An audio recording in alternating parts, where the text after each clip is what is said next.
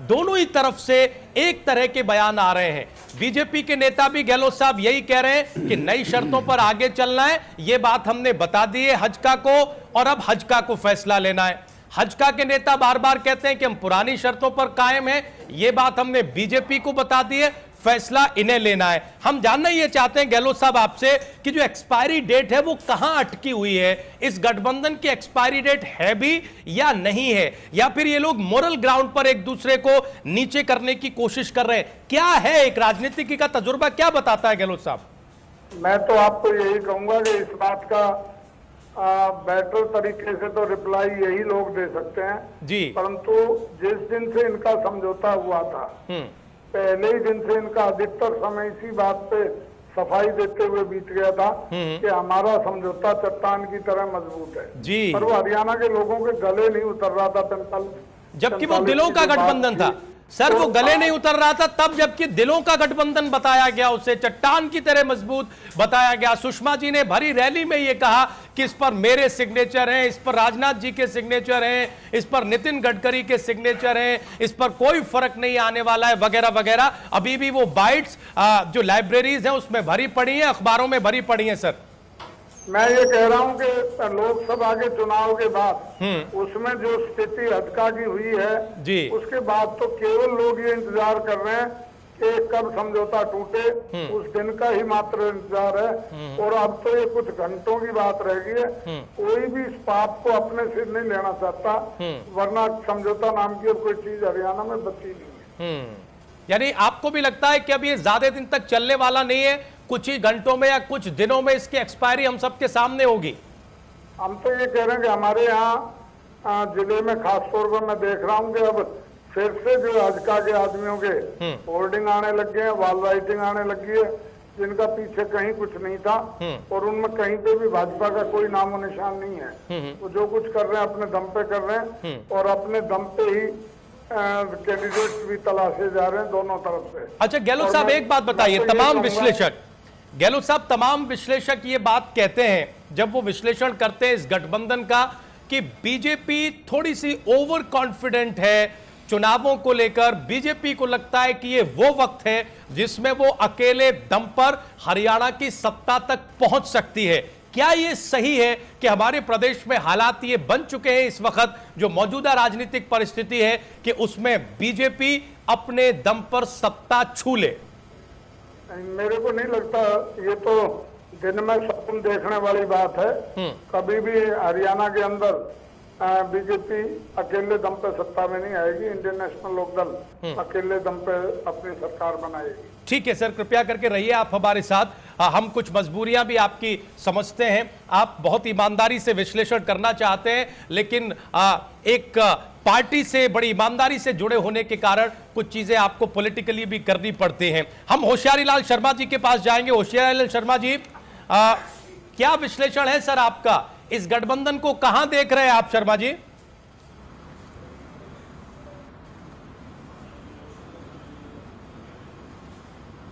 ये गठबंधन तो जब बना था जी, तब भी हमने कहा था ये 2.5 साल मैं मुख्यमंत्री रहूंगा, 2.5 साल वो होंगे, 45 सीटों पे हम लड़ेंगे, 45 सीटों पे वो लड़ेंगे। तब भी हमने ये बात कही थी। हमारे बागड़ी में एक कहावत है, गान बचानी और मंगते पहले ही मांगने के लिए आ गए। जब न तो कोई इनका एमएलए बना, न कोई एमएलए जीते, लेकिन ये 2.5 साल बांट रहे थे, 45 सीटें बांट रहे थे, तब भी एक वो मुंगेरी लाल के हसीन सपने देख रहे थे। लेकिन अब जो लोकसभा के चुनाव हुए तब इनका गठबंधन टूट चुका।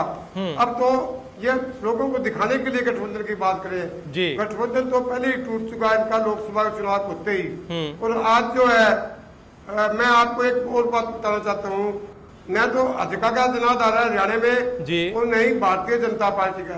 आप पिछला रिकॉर्ड देखिए 2005 का, उस वक्त हजका नहीं बनी थी, बीजेपी बनी थी। 90 में से 2 सीटें आई थी इनकी, 90 में से 2 सीट आई थी। उसके बाद 2009 का चुनाव हुआ, हजका ने 90 सीटों में चुनाव लड़ा, 6 सीटें आई थी, और बीजेपी ने 90 सीटों में चुनाव लड़ा, 4 सीटें आई थी इनकी 90 में से। ठीक है, ये तो इनका आकलन है, ये तो जनता परिणाम देती है जी। आज इनको नहीं, होशियारी लाल जी राजनीतिक इतिहास बदलते भी हैं, झूठ बोल के। होशियारी लाल जी राजनीतिक इतिहास बदलते भी है, इतिहास को केवल एक ही दृष्टि से आप मत देखते हैं। हम आपसे ये जानना चाहते हैं होशियारी लाल जी कि इनके मुंगेरी लाल के सपनों ने कम से कम आपके सपनों को तो चकनाचूर कर ही दिया है। आज की तारीख में आज ये इस स्थिति में तो है कि जो तीसरी बार यानी हैट्रिक लगाने का जो आपका सपना है वो टूट जाए, कम से कम ये इस स्थिति में तो है ही ना।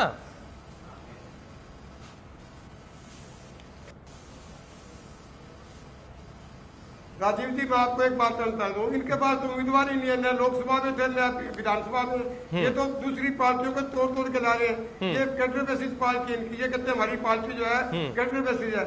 इनके पास आज हरियाणा में 90 होशियारी लाल जी इनके पास उम्मीदवार नहीं है, ये सही है, इनके पास उम्मीदवार नहीं है।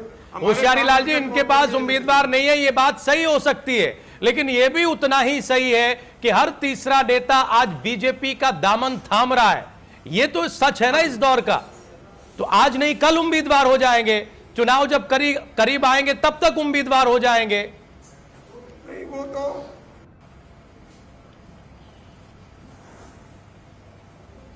नहीं राजीव जी, मैं ये कहना चाहता हूँ भाई, ये इनके उम्मीदवार कहाँ गए? इन्होंने इतनी ऑल इंडिया लेवल की पार्टी है, आज तक इन्होंने अपने कोई उम्मीदवार ही नहीं बनाए।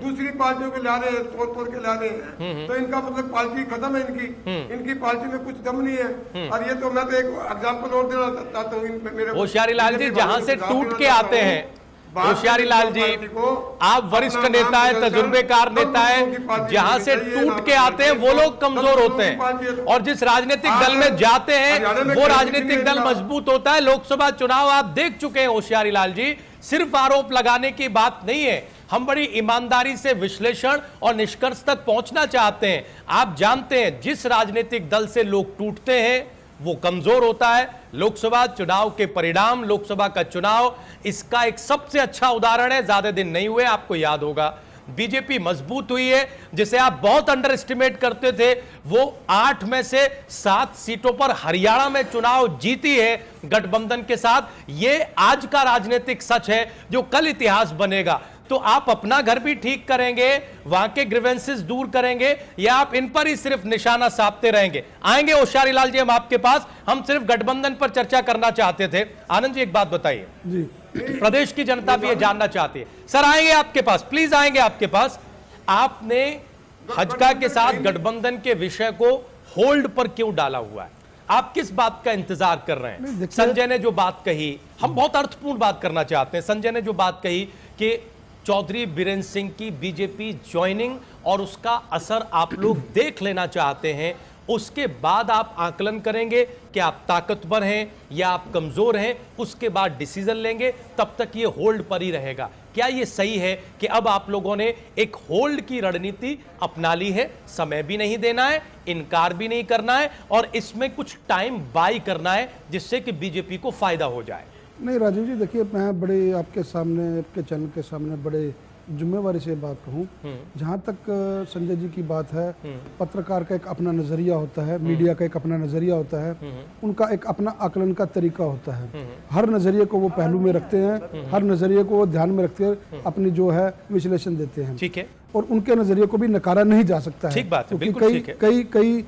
कई जगहों पर वो नजरिया, वो जो विश्लेषण है वो सटीक भी बैठता है। लेकिन जहां तक भारतीय जनता पार्टी का सवाल है, आज की परिस्थितियों में हम लगातार लोकसभा चुनावों के बाद हजका के नेताओं को ये समझाने पर लगे हुए हैं। ये आज मुद्दा नहीं उठाया है गठबंधन का, इतनी सीटें कम देंगे, इतनी सीटें नहीं देंगे, ये आज मुद्दा नहीं उठाया। गठबंधन का जब हम चुनाव जीत करके आए, चुनाव जीतने के बाद मात्र 10 दिन के बाद इस प्रकार की बात हमारे भीतर से उठने लगी, हमारे कार्यकर्ता बोलने लगे कि इन शर्तों पर गठबंधन अब हमें मंजूर नहीं है। वही के वही बात हमारा सभी एक एक करके नेता, पहले जिले से बात उठनी शुरू हुई, फिर प्रदेश में बात उठनी शुरू हुई, फिर कोर कमेटी तक गई, फिर ये सारी चौधरी वीरेंद्र सिंह जी का आना या ना आना, ये आज की परिस्थितियों में अभी तक हम इनके ऊपर बात नहीं कर सकते। कल क्या होने वाला राजनीति में वो भविष्य के गर्भ में है। लेकिन आज जो परिस्थितियां हैं, हम लगातार 2 महीने से हजका के नेताओं को ये समझाने पे लगे हुए हैं कि भैया आप ये चीज को, वास्तुस्थिति को समझिए। आज प्रदेश की ये स्थिति है, हमारे हर नेता ने समझाने की, और आज जो स्थिति हमारे ऊपर गठबंधन को होल्ड करने की बात या इस प्रकार की बात लगाई जाती है कि 90, इन लोगों ने तो अपने कैंडिडेट की घोषणा करनी शुरू कर दी। अगर कैंडिडेटों की घोषणा इनको करनी है और इन्होंने घोषणा किया है, मैं दावे के साथ कहता हूं, बड़े जिम्मेवारी के साथ कहता हूं, भारतीय जनता पार्टी ने 90 की 90 विधानसभाओं में से एक भी कैंडिडेट कहीं घोषणा नहीं की, और आधिकारिक रूप से हजका ने घोषणा की है। अगर उन्होंने घोषणा कर दी है, घोषणा करनी शुरू कर दी है, तो अपना निर्णय सुनाएं, अपना निर्णय जनता के बीच में बताएं, अपना निर्णय मीडिया को बताएं, अपना जनता के सामने वास्तुस्थिति लाएं। इन्हीं चीजों को तो हम लगातार उनके बीच में उठा रहे हैं। लेकिन आनंद जी, हमारा सवाल ये था कि आपने होल्ड क्यों किया हुआ है? आप बड़े राजनीतिक दल हैं, आप राष्ट्रीय दल हैं, आपको लोकसभा चुनावों में अभूतपूर्व जीत मिली है, अब देश के पास, आपकी पार्टी के पास सक्षम नेतृत्व है, हरियाणा में आप ताकतवर हुए हैं, आप जो बात कहेंगे वो ये सुनेंगे, इनको सुननी पड़ेगी। आपने विश्लेषण भी अच्छे से किया है, लोकसभा चुनाव से लेकर अब तक ज्यादातर, या हम कहें हर एक कार्यकर्ता की राय आप जान चुके हैं। आप क्यों इन्हें होल्ड पर रख रहे हैं? आप इन्हें फैसला सुना क्यों नहीं देते? क्योंकि ये भी तो वही बात बार बार कह रहे हैं कि हमने बता दिया है, हम पुरानी शर्तों पर रहेंगे, आप फैसला ले लीजिए। अगर ये नहीं ले रहे हैं फैसला, बीजेपी कोई फैसला क्यों नहीं ले लेती?